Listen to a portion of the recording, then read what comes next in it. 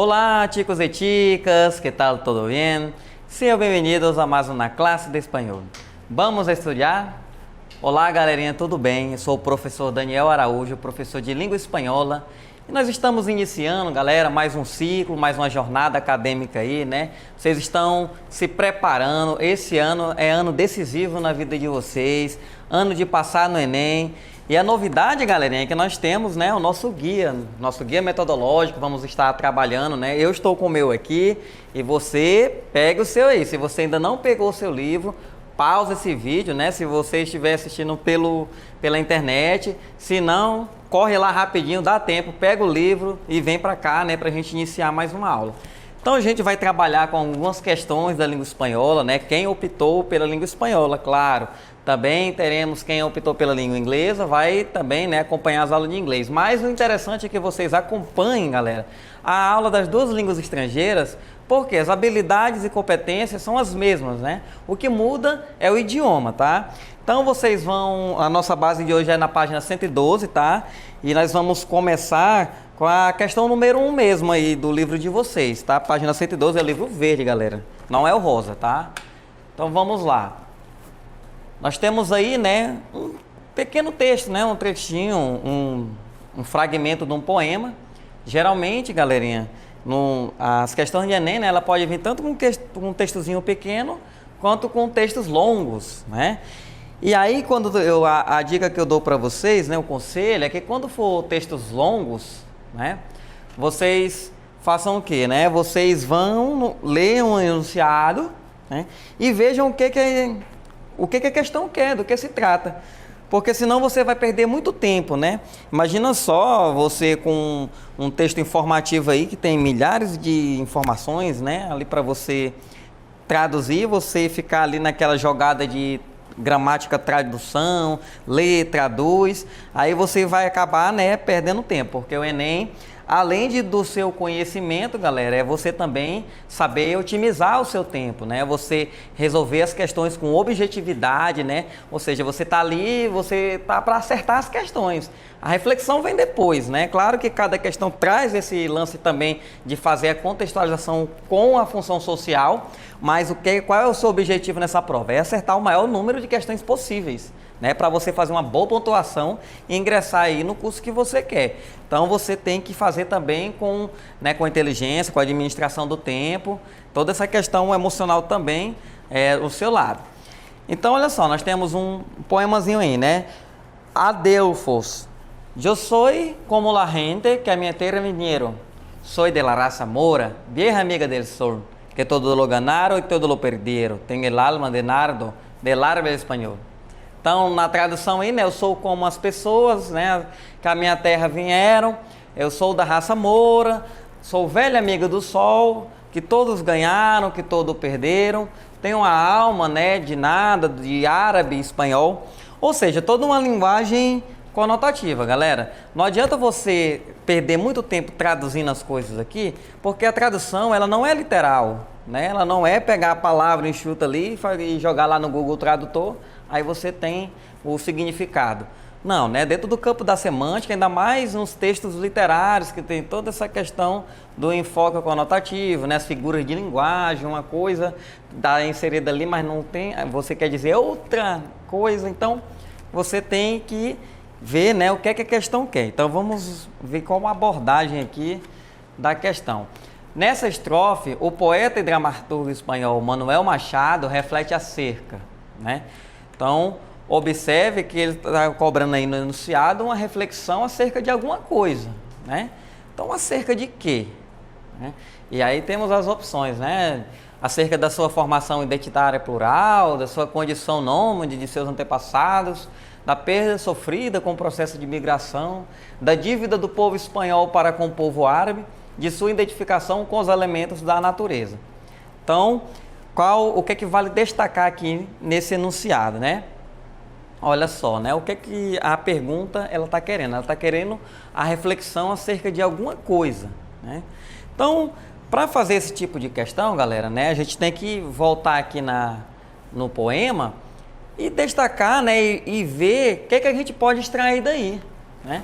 A primeira lida aí fica às vezes difícil, né, situar ou contextualizar o poema, né? E você tentar fazer também, como eu disse anteriormente, a tradução literal, a velha, né, o velho método gramatical de tradução, você não consegue extrair muita coisa. Mas se você for destacando algumas palavras aí, alguns vocábulos, né, e alinhando ele com alguns conteúdos gramaticais, você vai conseguir identificar, né, qual a reflexão, né, qual a finalidade, o que o autor quis dizer, né? Tem muito essa questão, o que o autor disse, o que ele quis dizer.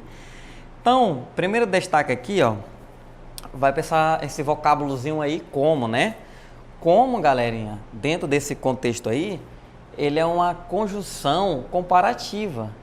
Ah, professor, mas para que eu preciso saber conjunção comparativa dentro do poema de Machado, né? O que isso vai me ajudar, professor? Galera, como eu disse, a habilidade 5 que trata essa questão, ela faz justamente essa análise dos vocábulos, não no sentido da gramática tradução, né? Mas o quê? Que a gramática ela serve a propósito discursivo, ou seja, ela faz com que o texto ele ganhe sentido, né? Que ele faça, né, essa conexão entre as partes do texto, principalmente no quesito das conjunções, para estabelecer o quê? Um sentido, tá? Então a gente começa analisando por essa conjunção como aí, que é uma conjunção comparativa, né? Então aí, né, voltando aí aos conteúdos, galera, você que não estudou conjunções, né, importante esse conteúdo gramatical, tanto na língua espanhola quanto na língua portuguesa, tá? Ele é base para muita coisa, principalmente para esses concursos, né, que são de carreira militar, de carreira da saúde, aí, carreira da educação, na parte de língua portuguesa, essas bancas que são muito gramatiqueiras, né, elas costumam cobrar a conjunção geralmente na literalidade mesmo, né?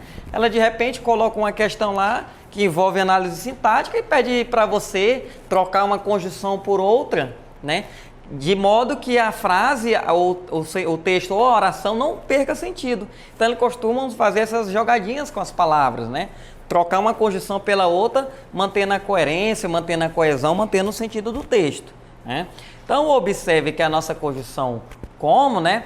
Ela tanto pode ser de modo, como ela pode ser comparativa. E o que é que vai me dizer se ela é comparativa e o que é que se ela é de modo? Galera, quem vai me dizer é o contexto, né? Eu não posso pegar uma frase e já fazer toda a classificação morfológica e sintática dela isolada do texto. Não tem como eu fazer isso, né? Porque o texto ele é uma relação de palavras. Então eu tenho que estabelecer essa relação, eu tenho que olhar o todo, né? Eu tenho que partir do todo para a parte, né? Eu tenho que verificar ali o conjunto da obra e não somente a palavra. Porque se eu pegar só a palavra, uma palavra, dependendo do contexto onde ela é inserida, às vezes ela vai ser verbo, vai ser substantivo, vai ser adjetivo. Então eu preciso desse contexto, né? E o Enem traz bem isso, né? Então observe, ó, como lá as gente, ou seja, eu sou como as pessoas que a minha terra vieram. Ele está estabelecendo uma comparação. As pessoas que vieram à minha terra são como eu sou como elas. Então há uma comparação dentro dessa oração, né? Então, você pode observar aí, né? Na primeira linha e na primeira estrofe, eu sou como as pessoas que a minha terra vieram, tá? Agora eu tenho um destaque aí, né? Então, nós destacamos primeiro a conjunção como, né? Já vimos, a gente já tem que entender essa comparação. E agora esse mi, né? E esse mi, galerinha, ele vem lá do conteúdo, né? Dos adjetivos possessivos, que são aqueles adjetivos, né? Que dão a ideia de posse, né? Então, professor, esses conteúdos gramaticais, eles são muito difíceis. Eu acho parecido com a matemática, uma regra para lá, regra para cá, eu não consigo fazer. Galera, se você for nessa ideia de que a parte gramatical da língua, ela é uma regra e que tem que ser estudada separado, realmente vai ficar muito difícil, tá? Por quê? Porque o conteúdo gramatical, ele tem que ser visto dentro do texto. Você pega o texto, né, extrai as informações que você precisa e aí sim deixa, né, a gramática ser aplicada de forma natural, deixa ela fluir. Não adianta você se prender, né, a decorar regras, né, gramaticais, porque você vai estar dando murro em ponta de faca. O interessante é você ler o texto, né? Desfrutar ali, usufruir, deixar ali os conteúdos surgirem e ver o que eles podem lhe ajudar, né? Para determinada questão. Nem toda questão vai estar cobrando conteúdo gramatical, tá? Essa questão dos conteúdos gramaticais depende da habilidade que o Enem está trabalhando em cada questão. Então, nessa daqui, né, a gente está vendo aqui que alguns conteúdos gramaticais eles vão ajudar você a responder essa questão aqui. Então, os adjetivos possessivos, né, assim como os adjetivos, são as palavras que caracterizam o substantivo, né? Aí elas dão qualidade, e no caso dos possessivos, né, ela dá essa característica de posse, né? Ou seja, você possui alguma coisa, aquilo é seu, né? Então, essa ideia de posse, de propriedade, ela é muito importante dentro dessa construção desse enunciado aqui, né? Quando o eu lírico diz mentira, ele diz assim, né? Ele bate no peito e diz, a terra é minha, essa é minha terra. É como se eu dissesse, eu tenho orgulho de ser acreano, né? Eu sou acreano do pé rachado, eu como farinha de Cruzeiro do Sul, tomo açaí, tacacá, eu sou daqui mesmo, eu sou do Acre, sou do Norte, sou acreano com orgulho. Então essa ideia de pertencimento, né? Ela é construída com conteúdos gramaticais também. Nesse caso aqui, o mi, né? Que é meu, ele dá essa ideia de posse e aí observem bem, né? Que nós, olha só, o eu lírico se compara, né, às pessoas que da terra dele vieram, ou seja, é gente da gente, tá? Então observe que essa construção poética, ela vai dando, né, vai remetendo a essa ideia cada vez mais próxima de quê? De pertencimento. Vai dando essa construção de pertencimento, né?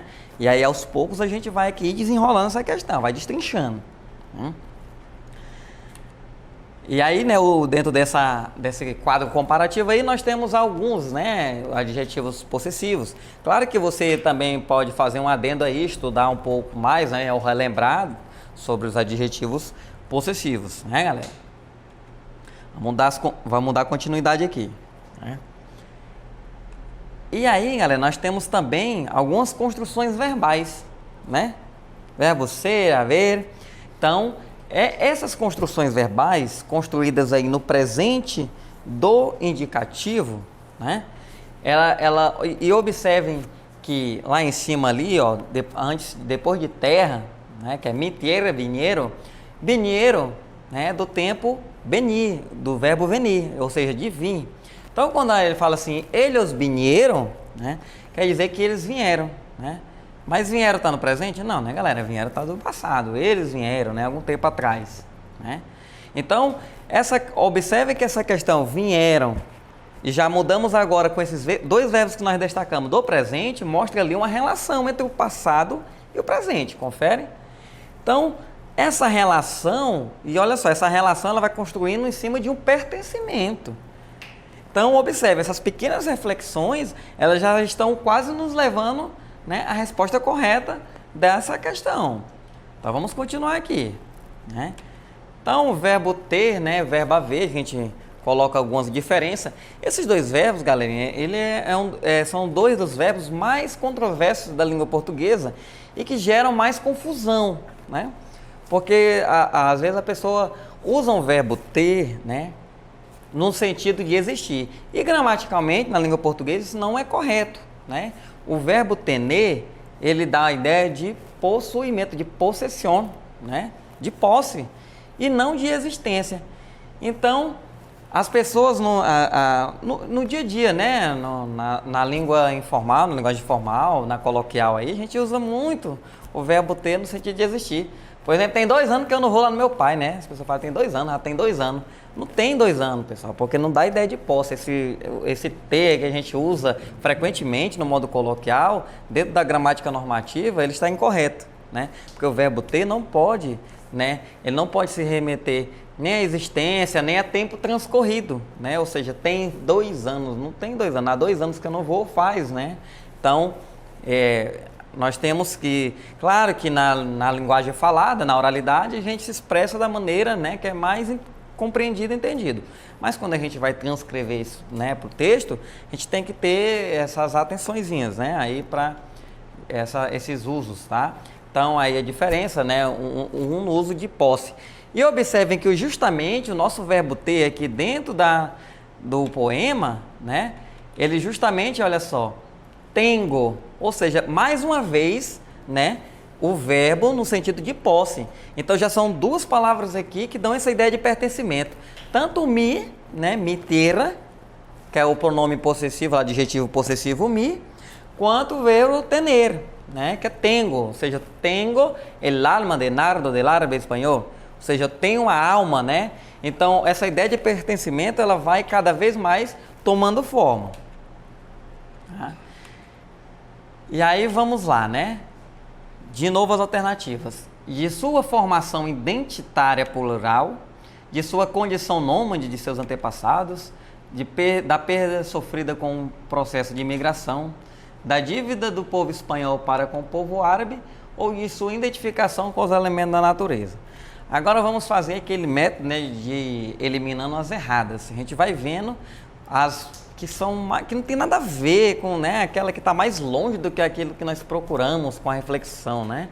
Então vamos ver e a gente vai chegar a uma resposta ali que eu acho que você já está na ponta da língua aí para falar, né? Mas como eu não estou escutando vocês mesmo, eu continuo aqui minha aula.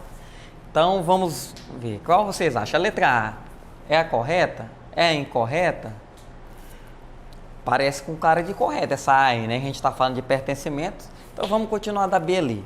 Da sua condição nômade de seus antepassados. Galerinha, o texto, né? Os seus antepassados, né? Porque ele fala lá, né? Da condição antepassada. Ele fala, né? Ele se compara às pessoas que vieram do passado. Mas em nenhum momento ele falou que era nômade, né? Em nenhum momento. E ele não falou dessa condição nômade, né? Dos antepassados. Então, se o texto não falou nem nessa palavra nômade, de onde é que ele inferiu, né, que o povo dos antepassados eram nômades, né? Então, essa alternativa aí ela é incorreta. A letra C, da perda sofrida com o processo de imigração. Ele nem fala, né, nesse processo de imigração e nem tampouco em perda, ao contrário, ele fala de ganho, né? Ele fala desse pertencimento, ao orgulho de pertencer, de ter uma identidade, né? Então, essa alternativa também está furada. Letra D, da dívida do povo espanhol para com o povo árabe, né? Ele não fala em dívida, né? Ele fala na ideia de pertencimento, a pertencer a um povo, né? Fala que, claro, que na construção da sua identidade, do seu povo, as origens, né? Toda cidade, todo país em construção, ela tem perdas e ganhos. Nós, acrianos, né? Se tornamos acre, a luta de muito sangue aí, né? Das pessoas aí, né? Pessoas até que vieram de outros estados e lutaram para que aqui se tornasse acre. Então, claro que tem perdas e ganhos, mas ele não fala dessa dívida e que há uma dívida, né? Então, essa alternativa também D está incorreta. Letra E, de sua identificação com os elementos da natureza. Nós falamos muito aqui em identificação, né? Pertencimento, se identificar. Mas, galera, ele falou nada a ver com... Ele não falou em elemento da natureza, né? Ele não falou que os elementos, a sua identificação era referente a um naturalismo, à natureza, né?